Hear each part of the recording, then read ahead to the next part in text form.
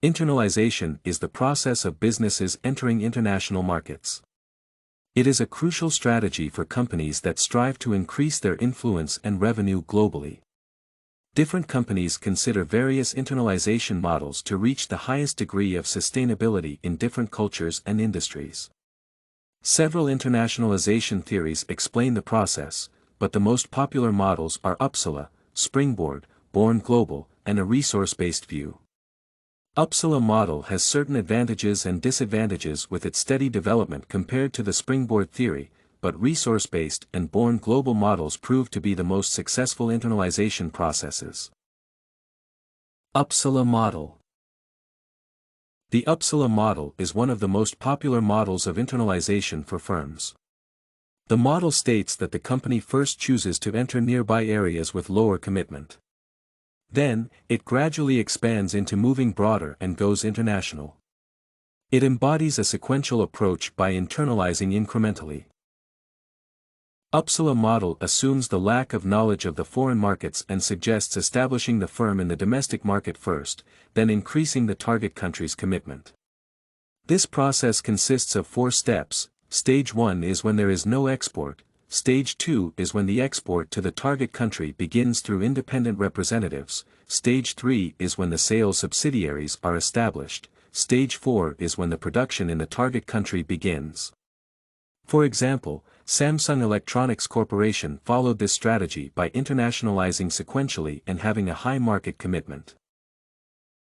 However, the Uppsala model suggests following the same steps for entering every new country, not considering the varying degree of difficulty for a specific country or market.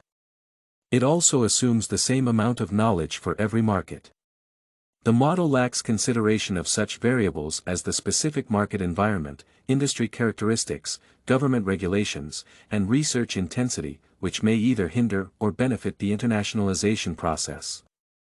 The specific aspects, such as the firm's size, the product, and competitive advantage, are also not considered in the model. Thus, the Uppsala model's inflexibility often disregards the business's specifics and makes it unprofitable to follow for certain companies. Springboard theory. On the other hand, the Springboard theory elucidates the unique processes and behaviors of international expansion. It is named after the consideration that the international expansion of the company resembles a springboard that helps to acquire critical resources to compete with the rival companies and strengthen the domestic position. The following model possesses unique development motives, leaping strategic behaviors, and internal and external facilitating forces. Such examples are China's Lenovo and ZTE, which reorganized their home supplies to meet increased global sales and rebranded the product after using foreign technology. However, such a theory also faces more risks and challenges than a cautious Uppsala model. Resource-based view and Born Global model. The best alternatives for the Uppsala model would be a resource-based view or a Born Global firm. A research-based view allows the firm to explore the resources to build and control internalization for sustainable competitive advantage. It overcomes the step-by-step process in the Uppsala model by having a comparative analysis that gives the flexibility of decision. Otherwise, a radical change from the Uppsala model would be a Born Global model primarily focused on its international expansion.